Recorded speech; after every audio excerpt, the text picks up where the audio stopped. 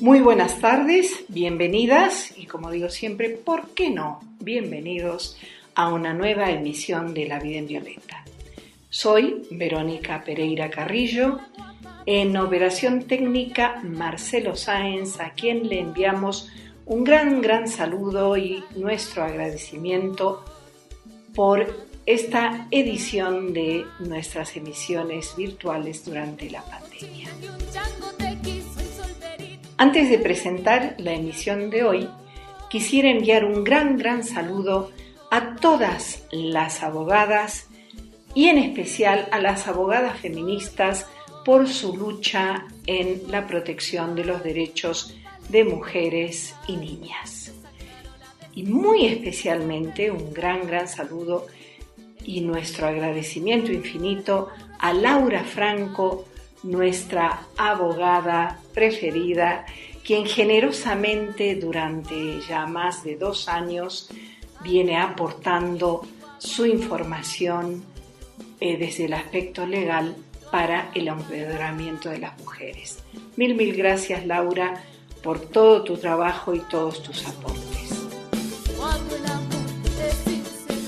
Y se han cumplido hace poco los 100 años de la radio en Argentina. Por eso nos hemos animado a dedicar esta emisión de esta tarde a algunas mujeres en los medios. Un gran homenaje que queremos hacer a todas las pioneras. Tenemos entonces la presencia y el aporte de Laura Ballatore, quien es periodista y también escritora, quien nos va a contar sobre su carrera, los desafíos y los logros que ha alcanzado durante su dilatada trayectoria. También vamos a entrevistar a Isabel Lager, quien también es periodista y escritora, pero con ella vamos a descubrir a un personaje invisibilizado de la historia, en este caso de la historia de la música.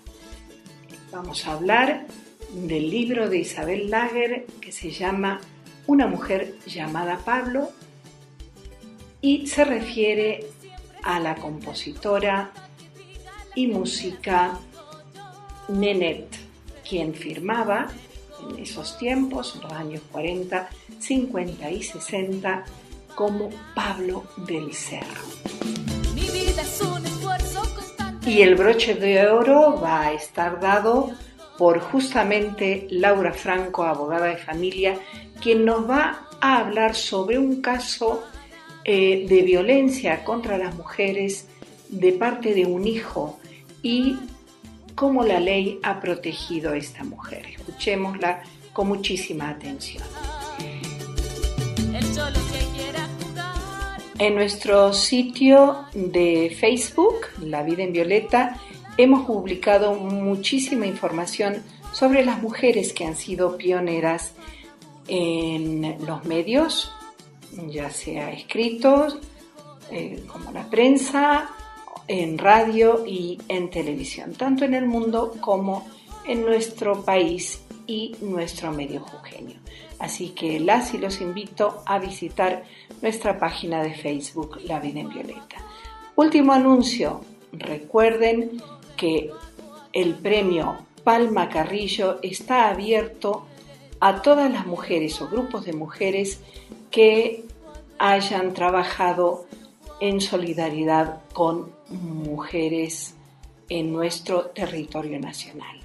Hay un perfil de Facebook abierto que se llama justamente Premio Palma Carrillo. El premio va a ser un primer premio de 10.000 pesos más diplomas y también menciones de honor a las opciones que, aunque no hayan merecido el primer premio, realmente son dignas de mencionar. El jurado va a estar compuesto de autoridades en el feminismo y en la ayuda humanitaria de nuestro país y nuestro medio jujeño. Y volviendo al centenario de la radio, recordemos que la voz de las mujeres ha estado presente casi desde el comienzo, ya sea como actrices radiofónicas o como autoras, ya sea desde el humor o desde el radioteatro, que fue un gran fenómeno, especialmente en los años 40.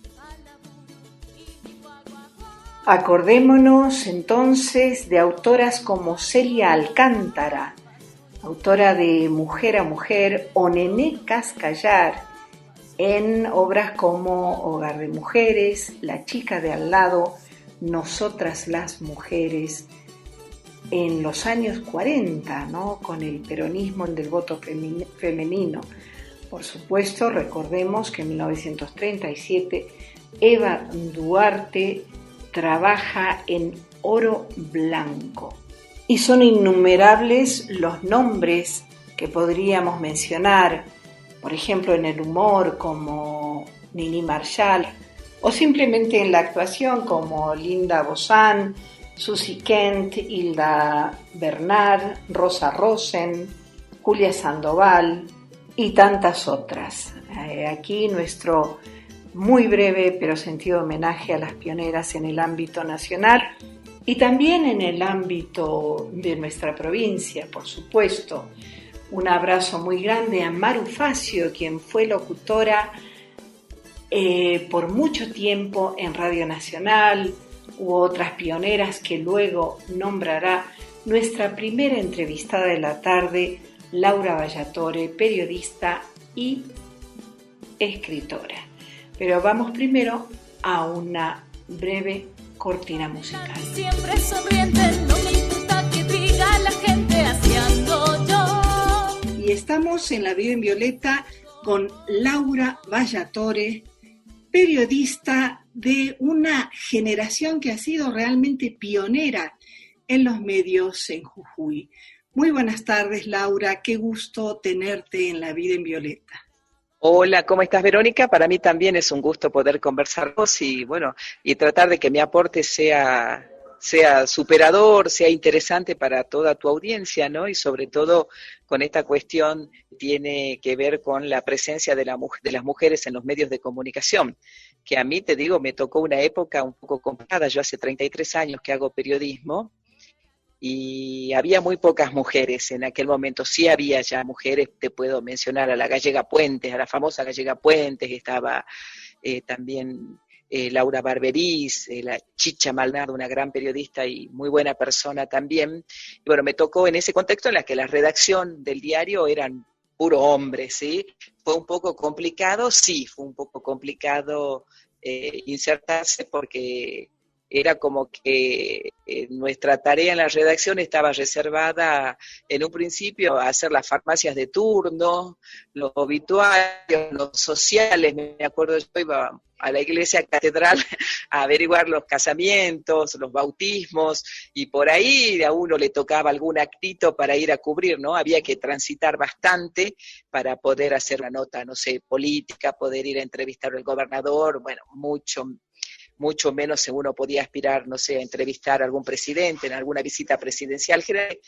Estaba para los hombres a secciones, ¿no? Por ejemplo, hacer policiales o deportes, como te digo, las de turno, las carteleras de cine, espectáculos, que era muy lindo, ¿no? A mí me gustó mucho estar en esa sección. Y después esas cosas que me han pasado en la vida, que cuando uno no las busca, esa creo que es la enseñanza, te llegan al muy poquito tiempo de tener mis primeras armas en el periodismo. Ya tuve que hacerme cargo de la redacción diario. Bueno, ya fue otra cosa, ¿no? Y también chocar con algunos resabios machistas, pero en general debía decirte de que, por lo menos en mi caso, en mi experiencia mirándolo en perspectiva, no fue tan complicado acceder a espacios por mi condición de mujer. Te lo digo ahora, sentada, bien plantada, no. creo que todo pasa por trabajar, por dedicarse, por fundamentalmente comprometerse con esto del periodismo, porque el periodismo excede el horario. Hasta te diría que el periodismo es una suerte de estilo de vida, ¿no? Tiene que ver con esto, con tu compromiso con la noticia, y que si estás tu día de descanso y te topás con un hecho que es noticia, y yo me sentiría muy mal. Yo no me voy, me quedo, cubro la nota, busco los datos, y como te digo, de última puedo llamar a algún compañero y contarles qué es lo que está pasando, y después, bueno, pasarles la posta, pero no nos vamos a perder una noticia, ¿no? Exactamente. Y justamente pasamos a esta dimensión del gran desafío que tenemos las mujeres con una profesión, con un trabajo afuera, y la conciliación con el resto de la vida personal, ¿no? Así ¿Cómo ha es. sido tu experiencia? Mira, bueno, yo trabajé demasiado, me parece.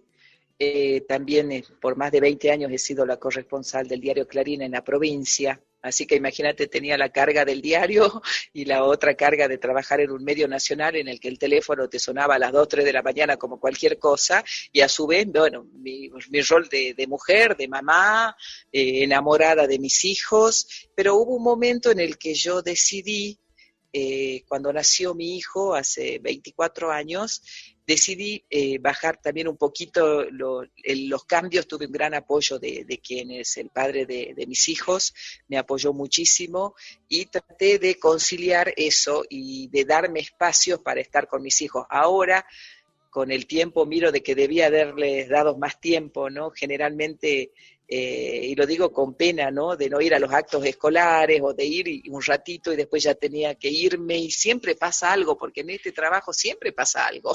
No es que vos planificas, bueno, no, hoy voy a tener una jornada relativamente tranquila, entonces voy a poder ir al acto escolar de mi hijo, y bueno, hubo un accidente o hay que ir a cumplir una nota y listo, ya está, tenés que priorizar eso.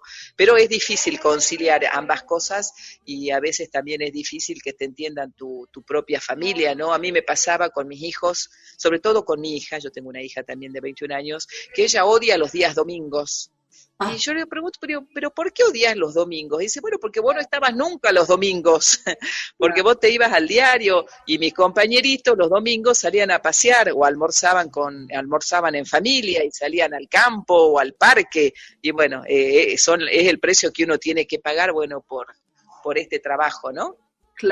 Claro, exactamente. ¿Y qué avances has notado en esta dilatadísima y realmente brillante carrera que has hecho en los medios? ¿Qué avances respecto del empoderamiento de las mujeres has visto? Avances en esa materia, bueno, de que yo noto un avance en nosotras mismas, porque nosotras también tenemos una estructura mental machista, también la tenemos, ¿sí? Entonces yo empiezo viendo el avance que hemos tenido nosotras. Sí hay avances, estamos empezando a pensar más a la hora de hablar, porque por ahí hay términos que uno utiliza, formas. Por ejemplo, se hablaba con toda naturalidad de que, por ejemplo, en el caso de policiales, fue un crimen pasional, y se lo decía sin pensar lo que estábamos hablando. Y bueno, yo ahora que avance veo no es un crimen pasional, no naturalicemos cuestiones que no deben naturalizarse, hasta desde la palabra, ¿entendés?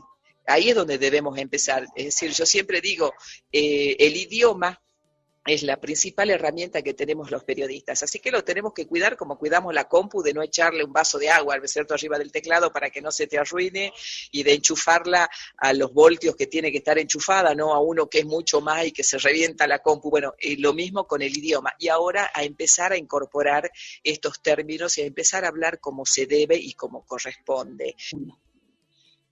Totalmente de acuerdo, Laura, y me parece que todo lo que has comentado debiera ser muy reflexionado y tomado en cuenta, ¿no?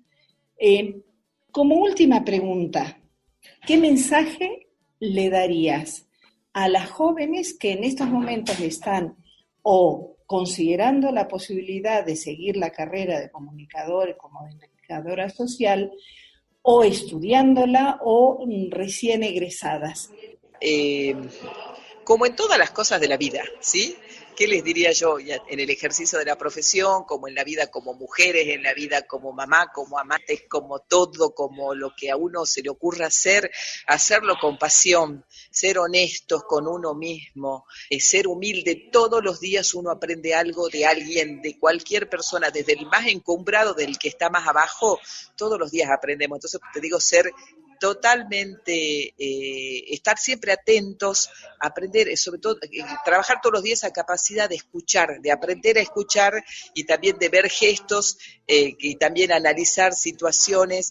El día que los periodistas perdemos la capacidad de asombro, ese día ya dejamos de ser periodistas, creo yo. Nos tiene que asombrar todo, no, nos tenemos que interesar. El peor enemigo que tenemos es la ignorancia y la soberbia. Entonces leer, interesarse, informarse. ¿Cómo puedo informar yo o transmitir un mensaje si yo no lo conozco en profundidad al tema? ¿De qué manera voy a ser claro y va a llegar el mensaje a mi audiencia, a mi lector, en donde estemos? Entonces es eso, y creérsela, nos la creamos, ¿sí? Nos la creamos, somos mujeres, somos capaces de hacer todo lo que se nos ocurra, pero primero nos lo tenemos que creer nosotros, y tenemos que poner esfuerzo, onda, todo el espíritu guerrero que tenemos por ahí, que mirá que los tenemos las mujeres, y aprovechar algo que no tienen los hombres, que es esa enorme intuición. Vos viste que nosotros tenemos una intuición especial, no sé si tendrá que ver con eso famoso que es la intuición femenina, o eso que tenemos también de esos sentimientos maternales, no sé, pero tenemos un no sé qué particular y que, bueno, lo aprendamos, lo potenciemos para el ejercicio de nuestro trabajo y lo potenciemos en la vida, pero ¿sabes qué? Hay que creérsela, y cuando vos te la crees, te ves terminando haciendo lo que a vos te parece que era lo imposible, lo terminás consiguiendo. Estoy segura de eso. Absolutamente. Laura Ballatore, periodista, yo diría de la generación pionera, porque es cuando empiezan, ¿no?, a florecer las presencias femeninas y empiezan a avanzar en ese sentido, ¿no?, en los medios en Jujuy. Laura Ballatore, mil gracias por haber estado en La Vida en Violeta. Seguiremos hablando, por supuesto. A vos. Un gran abrazo. Seguimos hablando de esto, ¿no?, que tiene que ver con esta pasión. El periodismo es pasión fundamentalmente, ¿no? Yo no soy periodista, es una forma también, carrera, como te decía, una forma de vida, una elección de vida, una filosofía, una manera de ver las cosas, y todo lo que uno hace con pasión y con amor es extraordinario. Exactamente, yo no soy comunicadora, no es mi profesión, pero realmente apenas empecé con la radio, me enamoré de la radio. Un gran abrazo y te esperamos siempre. Vamos a nuestro primer tema musical en la voz de Beyoncé, Blue Ivy St. John Wizkid, Brown Skin Girl, mujer o muchacha de piel marrón. Y este es un tema muy fresquito, ha salido hace 2 semanas. Lo escuchemos.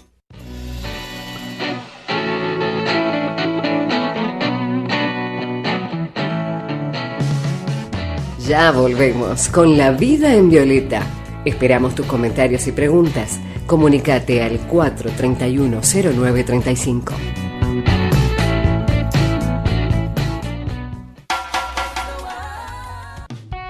Estás escuchando La Vida en Violeta por FM Sol 100.1, San Salvador de Jujuy.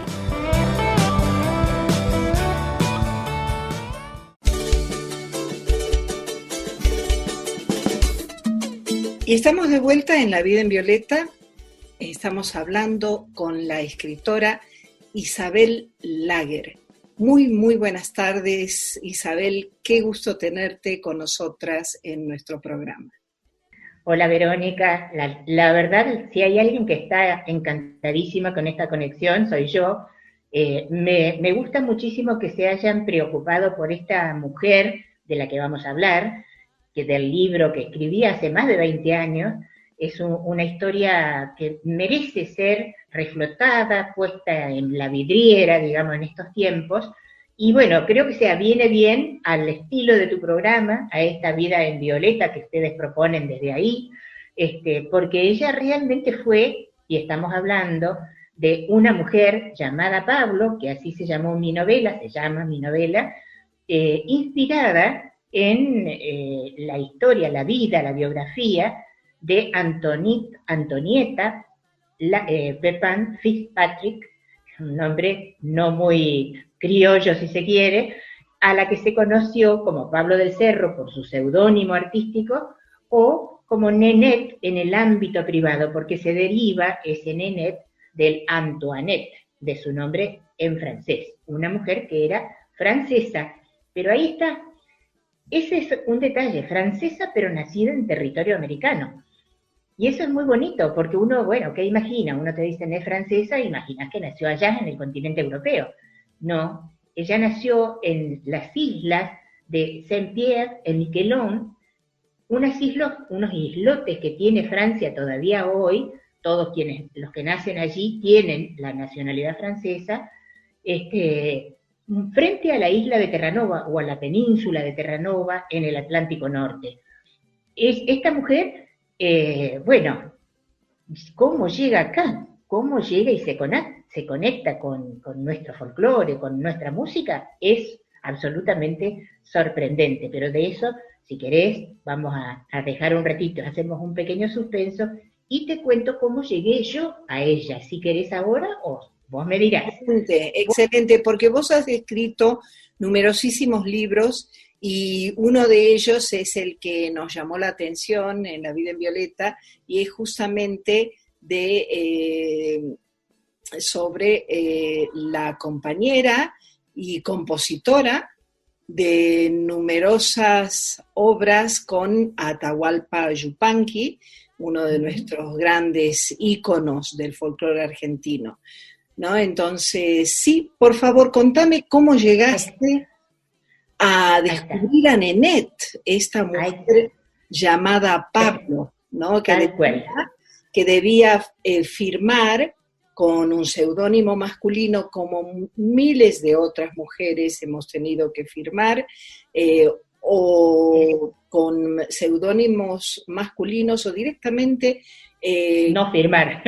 Anonimato, exacto, porque debido a la discriminación que se nos ha hecho durante siglos de siglos a las mujeres. Y en todas las presentaciones, Vero, te digo sinceramente, encontré la misma sorpresa, esa invisibilización de la que hablábamos hace un ratito, que, bueno, que es injustificable, que es lamentable y dolorosa, que todavía se da, pasa y ocurre en muchos casos. Hoy no estamos hablando del otro, sí. Absolutamente. De hecho, bueno, el hecho de que Nenette haya podido firmar su obra como propia, aunque sea con un seudónimo masculino, es realmente un paso adelante de lo que se hace hasta ahora inclusive, y es que el coautor se apropie de la obra totalmente, y eso ha pasado con Capra, es decir, bueno, una cantidad enorme de casos que ahora se están desenterrando, ¿no? Entonces, contanos un poco quién es esta Nenette, Pablo del Cerro. Ahí está. ¿Por qué se llama Pablo del Cerro? Ahí está.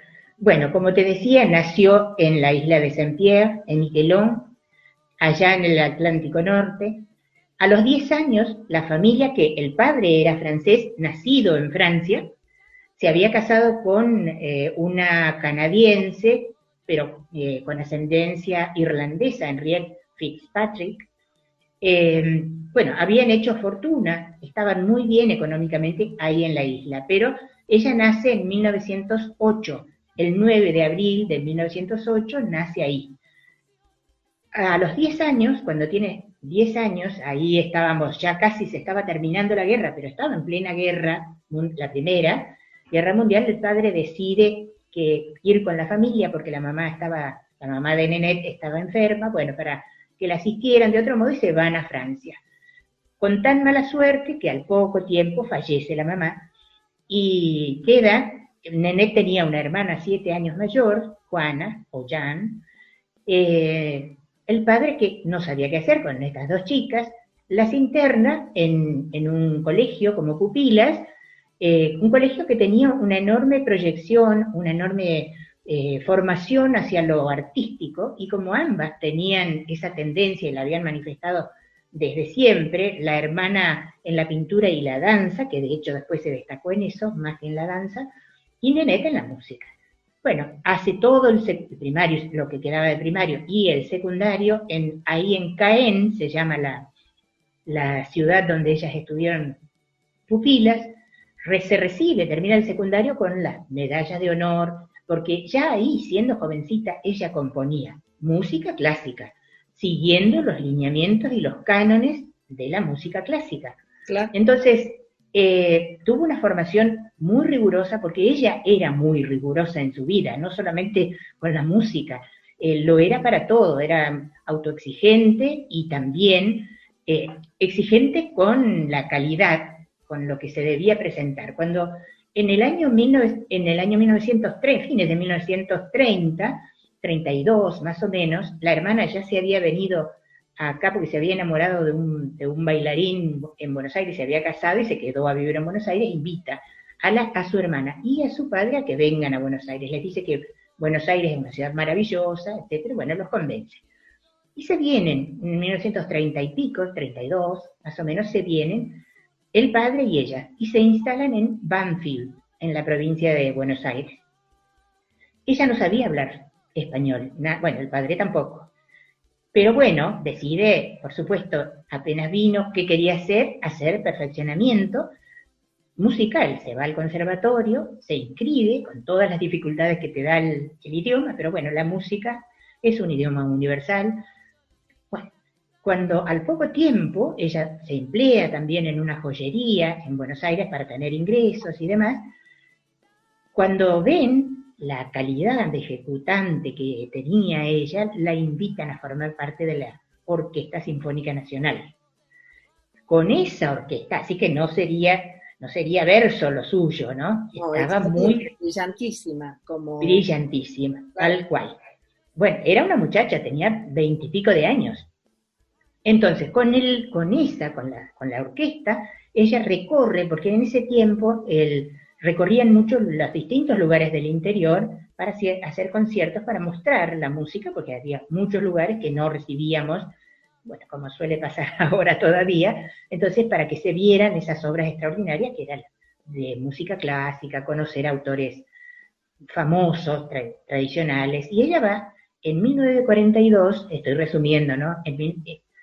Cae en Tucumán con la orquesta, hace su concierto, y cuando termina el concierto había visto que frente al teatro donde ellos habían actuado, se presentaba un guitarrista solito, con la guitarra. Lo ve ahí, ve la foto, va el afiche, supongo, y esa noche va y queda prendada, pero musicalmente enamorada, porque lo que descubre es otro mundo, es otra historia, es otro pensamiento, es de otro universo.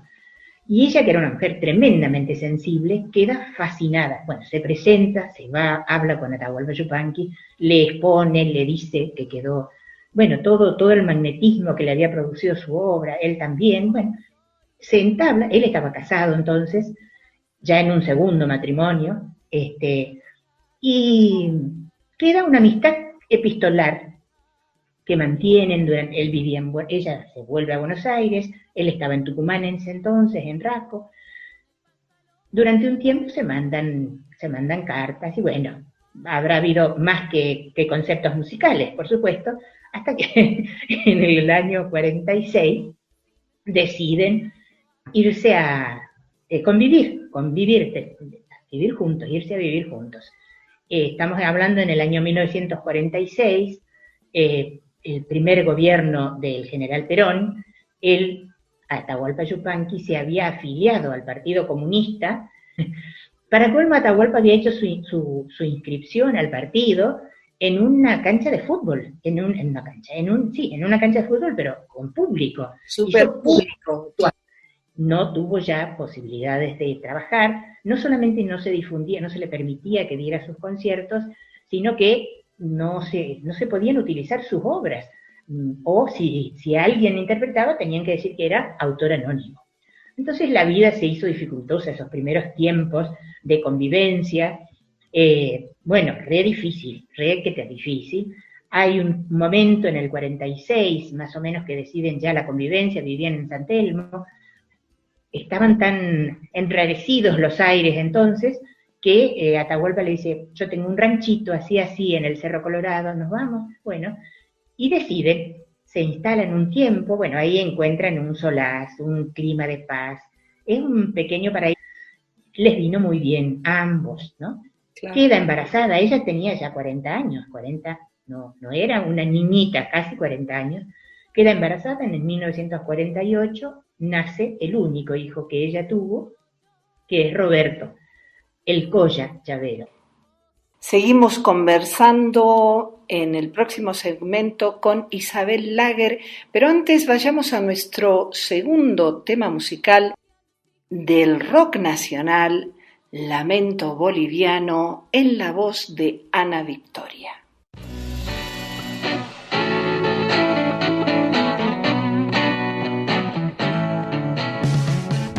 Ya volvemos con La Vida en Violeta. Estás escuchando La Vida en Violeta por FM Sol 100.1, San Salvador de Jujuy.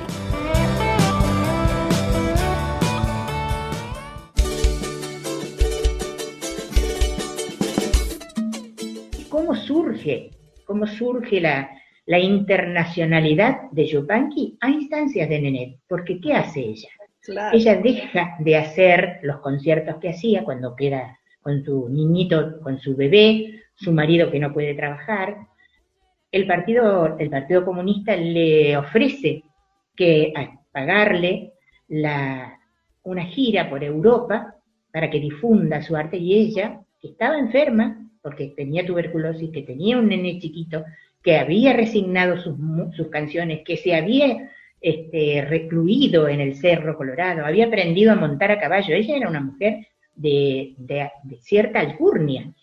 Bueno, ella lo impulsa, es la primer impulsora. A mí, una de las cosas que más y sigue conmoviéndome es esa enorme generosidad que solamente las tienen, no solamente las personas sensibles, sino las personas que tienen grandeza de espíritu, y ella la tuvo, ¿no? Porque ella impulsó y le dijo, mira, en Europa y en los otros pueblos van a reconocer tu arte, porque ella siempre supo que ese arte era único, era irrepetible. Así empezó exitosamente un ritual de idas y venidas que tuvo Yupanqui, ganaba muy bien en esos viajes, por suerte, y ella, cuando estaba en el Cerro Colorado o en el departamento que tenían ahí en San Telmo, empezó a componerle la música, las melodías, a mucha obra. Yupanqui escribía, porque el poeta es él, siempre, que no haya confusión, porque mucha gente cree que es ella la que componía los temas. No, ella es la música, la que compuso las melodías. Y bueno, empieza como... No, pero además, Yupanqui la valoró siempre, su condición de música, su condición de experta, y ella era severa, pero severa.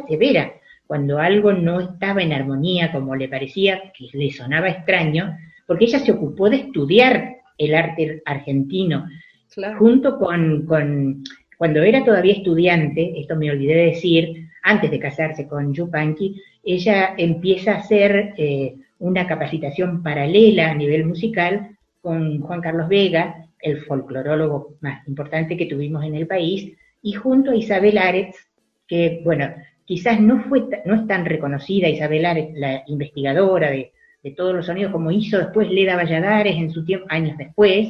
Bueno, Isabel Aretz, junto con ella, iban y recorrían los distintos pueblos, sobre todo el noroeste argentino, en donde habían encontrado retumbos, melodías y canciones que les eran desconocidas, y entonces hacen una investigación profunda Así que ella estudió sesudamente el arte nuestro, el arte argentino, de manera que cuando aconsejaba a Yupanqui mejoró notablemente la producción armónica en sus composiciones, Donata.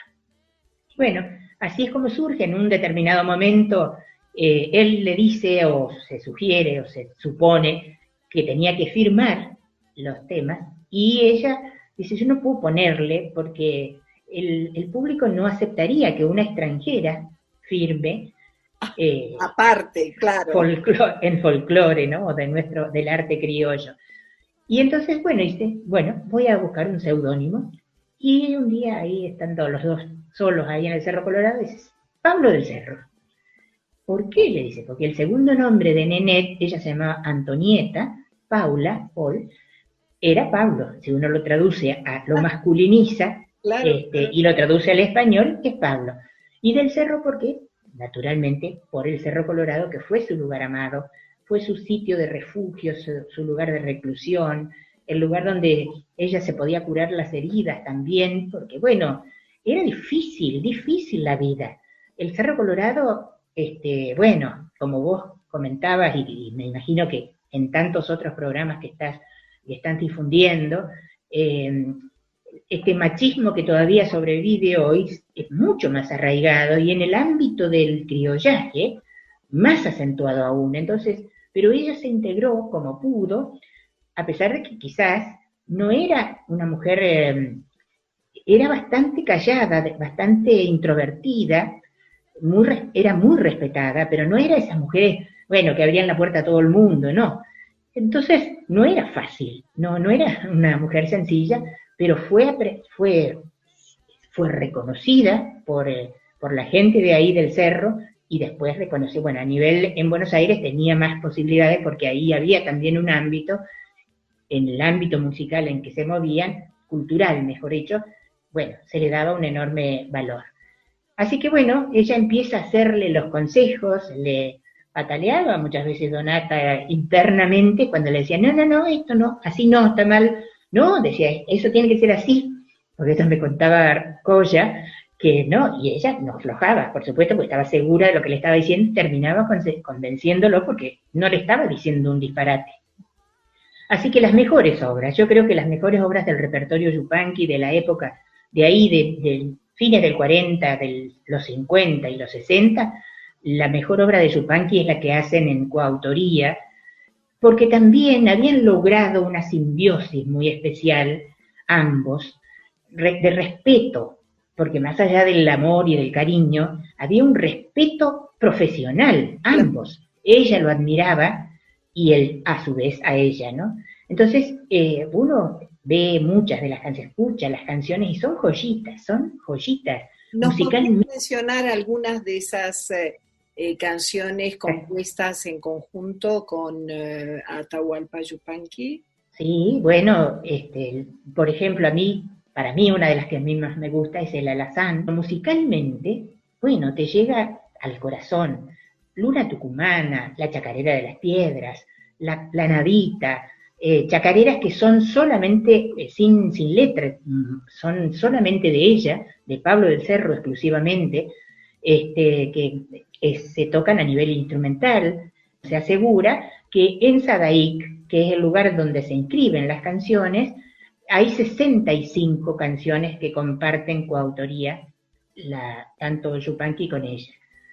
¿Y por qué se hizo esta exhaustiva lista de músicos? Porque al año siguiente, yo publiqué, recordás, en el año 2000 la novela. En 2001, Víctor Pintos, un periodista de Buenos Aires que ahora está en Córdoba ya hace mucho tiempo, se instaló en el Cerro Colorado para hacer un trabajo de reorganización de todas las cartas que Atahualpa Yupanqui, que escribía muy bien y que contaba todo lo que le pasaba en los distintos lugares, como un diario de viaje magnífico, le mandaba a Nenet. El libro se llamó Cartas a Nenet, lo publicó Editorial Sudamericana. Para los yupanquianos que todavía no conozcan esto, lo recomiendo, además de una mujer llamada Pablo, recomiendo la lectura, porque allí, en todas esas cartas, uno ve el cambio enorme que Yupanqui tuvo desde los primeros años cuando la conoce. Uno ve a un Yupanqui casi paternalista, que la orienta, que le dice qué tiene que hacer, cómo tiene que hacer y demás, hasta va subiendo la importancia. Se pone nervioso cuando ella le demora, no teníamos WhatsApp como ahora, cuando demoran las inscripciones. Él estaba en Japón y quería al otro día, a lo mejor porque estaba ansioso, quería recibir la información o el concepto de lo que él le había mandado. Bueno, entonces uno va viendo que hay una dependencia linda, genuina de él, ¿no? Tanto es así que, bueno, cuando el 14 de noviembre de 1990 fallece Nenet de un ataque al corazón, queda devastado.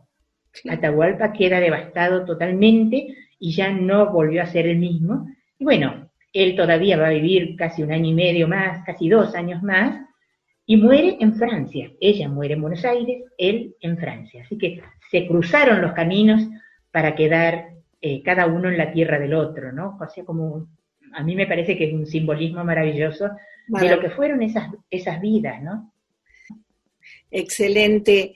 Isabel Lager, periodista y escritora, mil gracias por haber estado con nosotras en La Vida en Violeta. Seguiremos hablando de tus libros, de tu producción. Desde ya, muchísimas gracias, pero muchísimas, Vero, por este espacio, por la atención, por el interés, por tus preguntas generosas y cálidas. Isabel, mil gracias. Gracias a vos.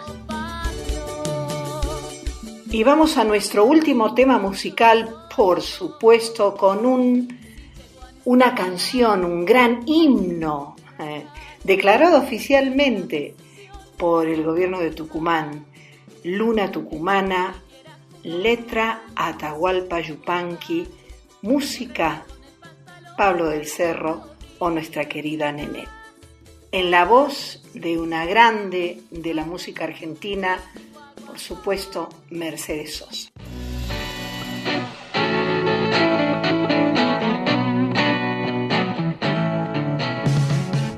Ya volvemos con La Vida en Violeta. Esperamos tus comentarios y preguntas. Comunícate al 431-0935.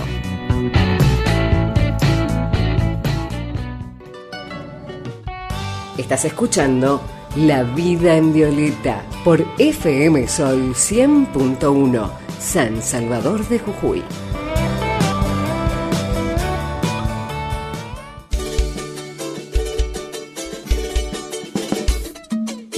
Hola Verónica, hoy voy a comentar un fallo dictado por el doctor Marcelo Escola, juez de familia de la localidad de San Lorenzo, provincia de Santa Fe, en el que se hace lugar a la cesación de la obligación alimentaria de una madre en relación a su hijo, debido a los hechos de violencia de género de los que fue víctima, tanto por parte del hijo como por parte del padre de ese hijo y ex marido de la solicitante.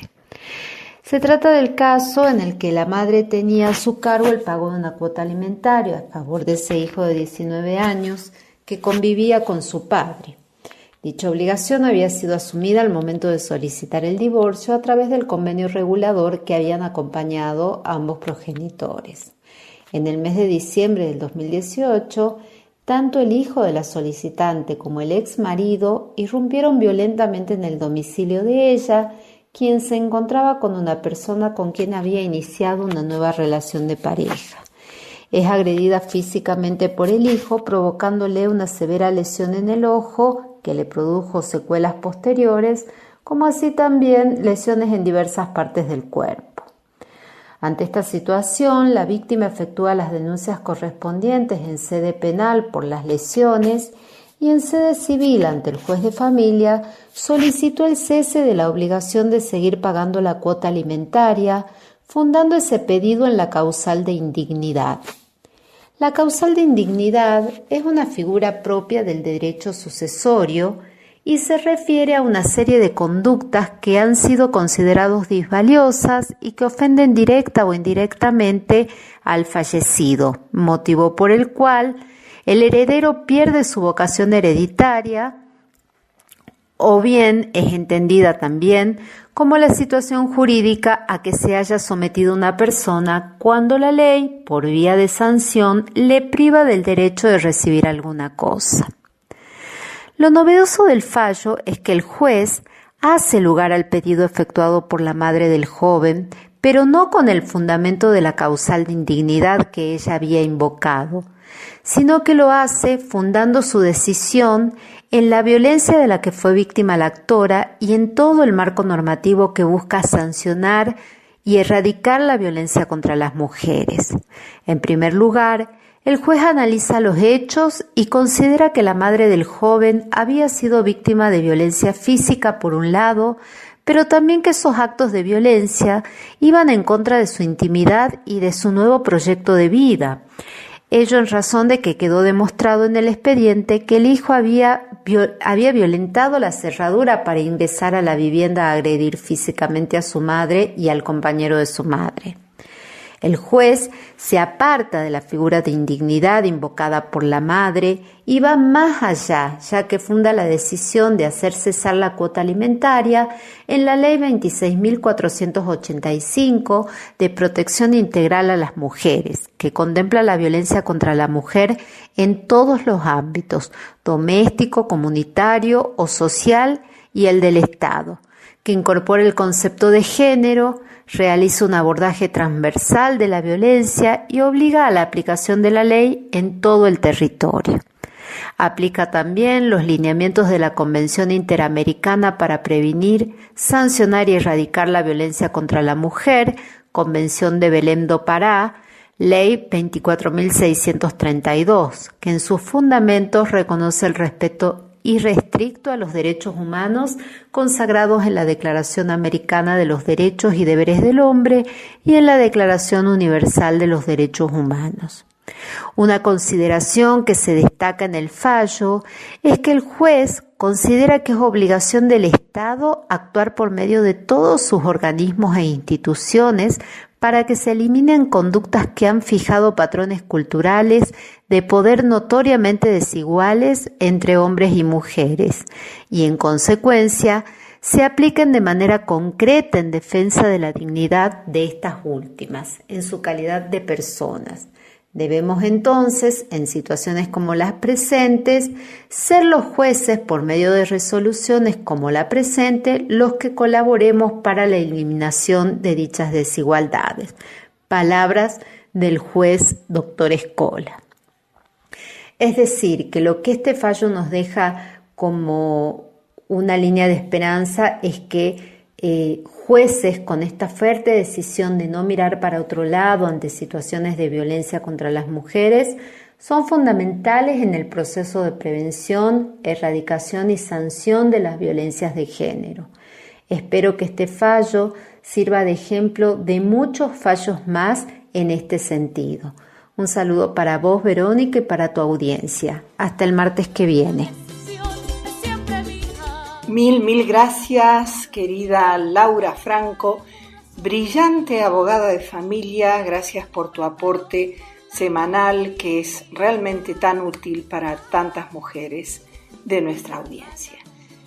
Y esto ha sido todo por hoy en La Vida en Violeta. Mi nombre es Verónica Pereira Carrillo, en operación técnica Marcelo Sáenz. Sigamos cuidándonos. Un abrazo a todas y, ¿por qué no?, a todos. Hasta el próximo martes.